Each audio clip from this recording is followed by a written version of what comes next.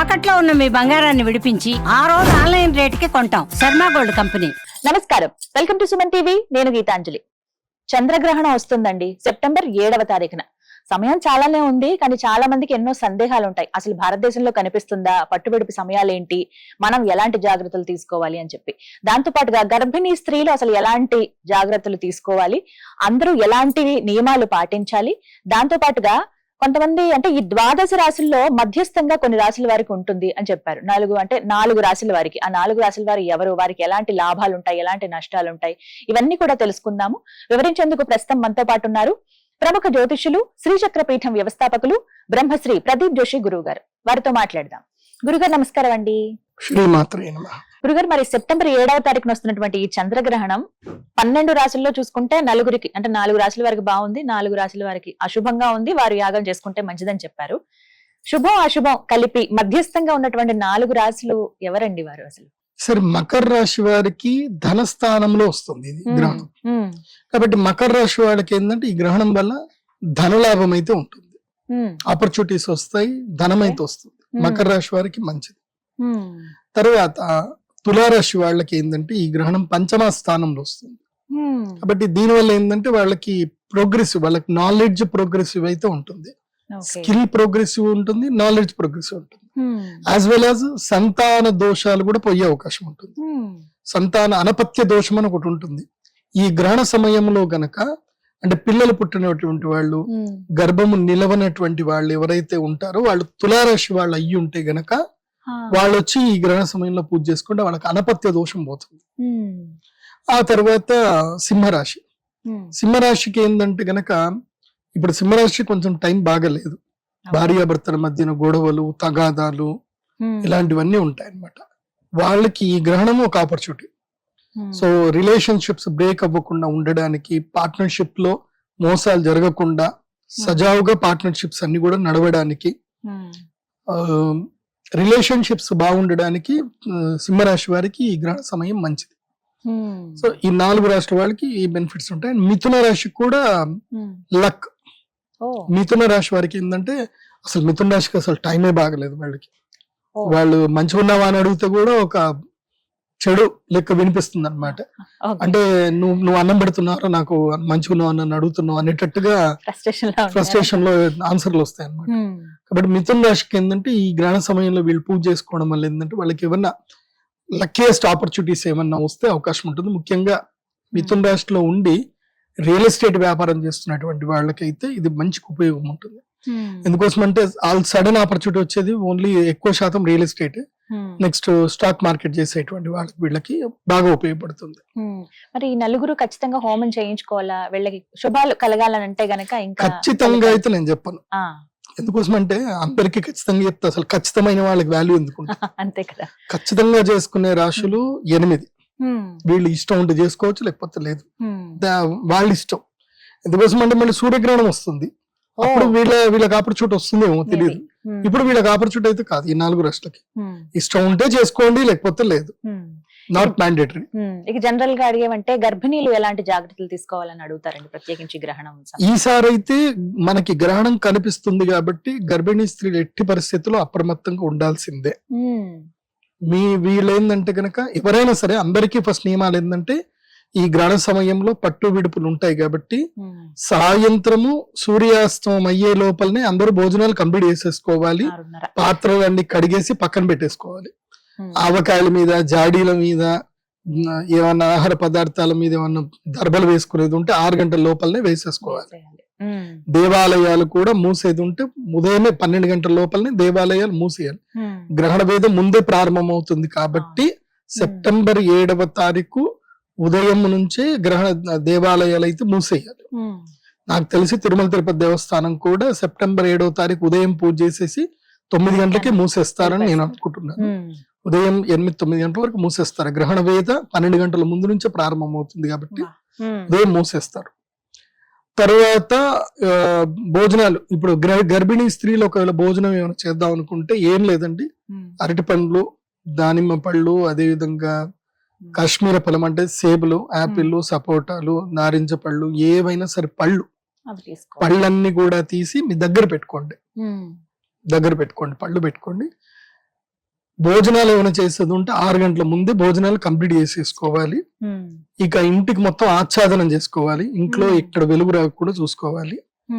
ఒక ఆవు నెయ్యిలో పువ్వొత్తి పెట్టుకోవాలి, మంచి పెద్దది. పువ్వొత్తి అంటే ఏంటంటే ఒక కర్చీప్ లాంటిది, ఒక square 2 inch by 2 inch 4 by 4 inch ఒక చిన్న క్లాత్ తీసుకొని, కాటన్ క్లాత్ తీసుకొని దాని మధ్యలో బియ్యం వేసి దానికి చక్కగా చుట్టి కట్టేసి ఒక దీపం లాగా చేయాలి.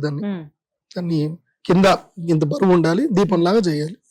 చేసి దాన్ని ఒక కుండ దీపం ఏదైతే ఉంటుందో అది తీసుకొని అందులోపల ఆవు నెయ్యి నింపి దాని మధ్యలో పెట్టి చక్కగా తడిపి ఆ దీపం వెలిగించాలి. అంటే దీపము కొంచెం జ్యోతి పెద్దగా ఉండాలి.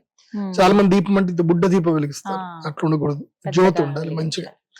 గర్భిణీ స్త్రీకి 6 అడుగుల దూరంలో ఉండాలి. సో మంచిగా సేఫ్ ప్లేస్ చూసి అక్కడ దీపం పెడితే ఇంకా అక్కడికి ఎలాంటి అతినీళ్ళ లోహిత కిరణాలు లేవు. ఆవు నెయ్యి దీపానికి ఆ శక్తి ఉంది. సో ఎలాంటి నెగిటివ్ రావాలి అనుకున్నా ఆ దీపం యొక్క వెలుగు ఆరాకి అవి ఎంటర్ అవ్వవు. ఆ బ్యాక్టీరియాస్ ఏవి చెడు బ్యాక్టీరియాస్ ఉన్నాయి ఎంటర్ అవ్వవు. సో గర్భిణీ స్త్రీలు ఏంటంటే మెయిన్ గా కర్ణ పిశాచిని తీసి దూరం పట్టేయాలి. కర్ణ పిశాచి మీ దగ్గర ఉండకూడదు. కర్ణ పిశాచి అండ్ వీక్షణ పిశాచి ఈ రెండు ఉండకూడదు అన్నమాట. ఫోన్ అండి వాటిని ఏమంటారు? కర్ణ పిశాచి అంటే ఫోను, వీక్షణ పిశాచి అంటే టీవీ. ఈ రెండింటికి దూరంగా ఉండాలి ఈ టైంలో. సో ఇంట్లో వైఫై గీఫైలు ఏమైనా ఉంటే ఆఫ్ చేసి పెట్టేసేయండి. వైఫైలు ఏవి రన్ చేయకూడదు. సో మొబైల్ నెట్వర్క్లకి దూరంగా ఉండాలి. సో హాయిగా పడుకోవాలి. చక్కగా ఇంట్లో భాగవత కథం గాని కథలు చెప్పుకోండి, మాట్లాడుకోండి, కృష్ణ కథలు చెప్పుకోండి, విష్ణువుకి సంబంధించిన కథలు చెప్పుకోండి. సో చక్కగా పడుకోవాలి. ఎడమ వైపు గాని కుడి వైపు గాని తిరిగి పడుకోవాలి. ఎప్పుడు తిరిగి పడుకున్నా అరచేయి మాత్రం గర్భం మీదనే ఉండాలి. అరచేయి గర్భం మీద ఉండాలి. మనస్సులో, బయటకు కాదు, మనస్సులో విష్ణునామ స్మరణ ఉండాలి. నారాయణ నారాయణ నారాయణ అని ఆ మంత్రం ఉండాలి. ఒకవేళ మీకు విష్ణు సహస్రనామం వస్తే ఈ మంత్రం మొత్తం జపం చేస్తూనే ఉండాలి గ్రహణ సమయంలో. ఏ మంత్రం అంటే వనమాలి గదీశాంకి శంఖీ చక్రీ చనందకి శ్రీమాన్ నారాయణో విష్ణుర్ వాసుదేవోభిరక్షతు. ఈ దివ్య మంత్రము చదువుతూనే ఉండాలి. లేదా ఈ మంత్రం రాలేదు ఇంకొక మంత్రం ఉంటుంది. శ్రీరామ రామ రామేతి రమే రామి మనోరమే సహస్రనామ తత్తుల్యం రామనామ వరాననే. ఈ మంత్రం, ఈ 2 దివ్య మంత్రాలు గర్భిణీ స్త్రీ మధ్యలో మంత్రం చదువుకుంటూ ఉండాలి. మీకు ఏ మంత్రము రాదు అన్న రామనామ మంత్రము చాలా శక్తివంతమైన మంత్రం. రామ్ రామ్ రామ రామ రామ అనుకుంటున్నా చాలు. శ్రీరామ జయ రామ జయ జయ రామ ఈ దివ్య మంత్రం చదువుకున్నా చాలు. ఇలా అంటున్నాను ఏమనుకోకూడదు. గ్రహణ సమయంలో శివనామ స్మరణ చేయవచ్చు కానీ గర్భిణీ స్త్రీలు చేయకండి. చేయకూడదండి. ఏం కాదు, చెయ్యొచ్చు. కాకపోతే ఏంటంటే ఆ శక్తి వేరే ఉంటుంది. శివుడు అంటే భోళాశంకరుడు కాబట్టి ఇప్పుడు ఈ గ్రహణానికి విష్ణునామ స్మరణ శ్రేష్టం. విష్ణు రక్షకుడు, శివుడు లయకారకుడు, శివుడు ఉగ్ర స్వరూపం. ఇప్పుడు గ్రహణ సమయంలో ఉగ్ర స్వరూపం మనకి చింతన వద్దు, కానీ శివుడు కూడా అంత గొప్పవాడే, నేను లేదని చెప్పను. కాకపోతే ఏంటంటే అంతే సమయాన్ని బట్టి తారతమ్య భేదాలు కొన్ని ఉంటాయి, కొన్ని చోట్ల కొన్ని ఉంటాయి. మనకి సర్జన్ ఎక్కడ అవసరమో అక్కడనే సర్జన్ అవసరము, జనరల్ ఫిజిషియన్ ఎక్కడ అవసరం అక్కడ జనరల్ ఫిజిషియన్ చాలు మనకి. సో మనకి ఇప్పుడు సర్జన్ ఎక్కర్లేదు కాబట్టి నారాయణ స్మరణ చేసుకోండి సరిపోతుంది. ఒకవేళ శ్రీచక్ర స్ఫటికలింగం మీద ఉంటే దగ్గర పెట్టుకోండి, ఏం కాదు, మంచిది, రక్షణ ఇస్తుంది. ఎవరైనా శైవ సిద్ధాంతం పాటించేటువంటి వాళ్ళు ఎవరైనా ఉంటే చేసుకోండి, శివనామస్మరణ చేసుకోవచ్చు. ఇది ఒకటి. రెండవది ఏంటంటే మంచినీళ్లు, ఇది చాలా ప్రధానం. చాలా మంది ఏంటంటే మంచినీళ్ళు ప్లాస్టిక్ బాటిల్లో పెట్టుకుంటారు. గ్రహణ సమయంలో ప్లాస్టిక్ బాటిల్లో నీళ్లు పెట్టకండి. గ్రహణ సమయంలో ఇత్తడి చెంబులో నీళ్లు పెట్టుకోవాలి, స్టీల్ చెంబులో కూడా పెట్టుకోకూడదు. ఇత్తడి చెంబు లేదా రాగి చెంబులోని నీళ్లు పెట్టుకోవాలి. అందులోపల ఒక బిల్వ పత్రం ఒక తులసి దళం వేసి ఉంచుకోండి. అయితేనే ఆ నీరు దోషపూరితం కాదు, లేదంటే దోషపూరితం అయిపోతుంది. అండ్ గ్రహణ సమయంలో పాలు పాల పదార్థాలు ఏవి తినకూడదు. కోవా, బజ్జీలు ఇవేవి తినకూడదు. ఇంకా ఈవెన్ నువ్వు గర్భిణీ స్త్రీ అయినా సరే, నువ్వు రోగభూయిష్టం అయినా సరే, నువ్వు ఆ సమయం లోపల ఉడికించిన ఆహార పదార్థాలు ఏవి తినకూడదు. గర్భిణీ స్త్రీ ఒకవేళ ఆకలి అవుతుంది రాత్రంతా, మనకేం పట్టట్లేదు, ఎప్పుడైపోతుంది గ్రహణం అన్నట్ల ఉంటే గనక చక్కగా పళ్ళు తినండి, మీ కడుపు నిండా ఎన్ని పళ్ళు కావాలంటే అన్ని పండ్లు తినండి. కానీ కాకపోతే ఉడికిచ్చిన పదార్థాలు ఏవి తినకూడదు. తీసుకోవద్దంటారు. నాకు మూడొచ్చింది నేను మ్యాగీ వేసుకుంటాను, ఏం తినకూడదు. అది బాగా గుర్తుపెట్టుకోండి. మ్యాగీ చాలా అస్సలు నియమాలు తినకూడదు. పాటించాలి. ఎందుకోసం అంటే గ్రహణము నువ్వు సర్పస్వరూపాన్ని తిన్నా అది నీకు వేదగానే ఉంటుంది. చాలా మందికి ఈ గ్రహణ వేద పాటించరు. నేను చాలా మందికి చెప్తాను, మీరు ఇది చూసుకోండి. ఈ వీడియో చూస్తున్న వాళ్ళందరికీ చెప్పేది ఏంటంటే, మీ జాతక చక్రములో మీ యొక్క జాతకంలో రాహువు చంద్రువుతో ఉన్న చంద్రగ్రహం ఎక్కడుందో చూసుకోండి. జాతక చక్రంలో లగ్న కుండలి, మిగతా ఏ కుండలి కాదు, లగ్న కుండలి. లగ్న కుండలిలో చంద్రుడు రాహువుతో ఉన్నా కేతువుతో ఉన్నా ఆటోమేటిక్ గా సూర్యుడు రాహువుతోటో కేతువుతోటో ఉంటాడు. సో సూర్య చంద్రులు ఇద్దరు కూడా రాహుకేతువులతో ఉంటే గనక మీరు గ్రహణ వేదలో పుట్టారు అని అర్థం. గుర్తుపెట్టుకోండి, మీరు పుట్టే సమయానికి మీ లగ్న కుండలిలో చంద్రరాహు చంద్రకేతు ఉంటే ఆటోమేటిక్ గా రవిరాహు రవికేతు యుతి ఉంటుంది. అది ఉంది అనంటే మీరు గ్రహణ వేదలో పుట్టారు అని అర్థం. కాబట్టి మీరు ఆ గ్రహణ వేదలో పుడితే ఈ చంద్రగ్రహణానికి మీరు రావాలి, ప్రత్యేకంగా పూజలు చేయించుకోవాలి. ఈసారి చంద్రగ్రహణానికి ఉన్న ప్రత్యేకత ఏమిటంటే, మేము ఇస్తున్న ప్రత్యేకమైన గిఫ్ట్ ఏంటంటే చంద్రామృత శివలింగం ఇస్తున్నాం. ఇది చాలా రేర్ స్టోన్ అన్నమాట. చంద్ర అమృత శివలింగం ఇది అక్కడ దొరకదు, ఇది నా దగ్గర మాత్రం ఉంటుంది. నేను ప్రత్యేకంగా తయారు చేయించాను. ఇప్పుడే ఆల్రెడీ ఆర్డర్ ఇచ్చేసాను. 250 శివలింగాలు ఆర్డర్ ఇచ్చాను, నేను రెడీ అయిపోతున్నాయి. కేవలం 250 మందికి మాత్రమే చంద్ర అమృత శివలింగాలు ఇస్తాను.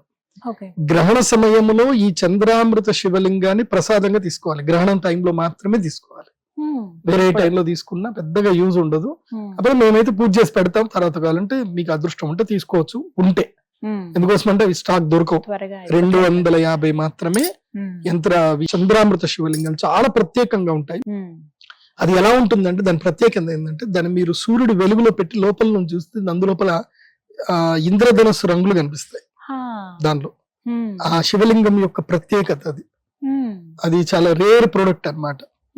సో ఈసారి మేము కమర్షియలైజ్ కాకుండా అందరి కోసమని ఇస్తున్నాం. ఎందుకోసం అంటే ఈ చంద్రామృత శివలింగం గనక ఉంటే గనక మీరు అభిషేకం చేసుకుంటే, ప్రతిరోజు ఇంట్లో పెట్టుకుని అభిషేకం చేసుకొని ఆ నీళ్లు తాగారు అనుకోండి, రోగబాధ ఉండదు. కాకపోతే వర్షం నీటితోటి చేసుకోవాలి. వర్షం నీటిని ఒడిసి పెట్టి ఆ నీటితో అభిషేకం చేసుకోవాలి. అంటే మేఘాల నుంచి డైరెక్ట్ వచ్చిన నీళ్లే పనికి వస్తాయి దానికి. భూమిని అంటిన నీళ్లు పనిచేయవు. ఇప్పుడు భూమిని అంటడం అంటే భూమి లోపలికి ఇనికిపోయి కొంచెం స్టోర్ అయినవి పనిచేయవు.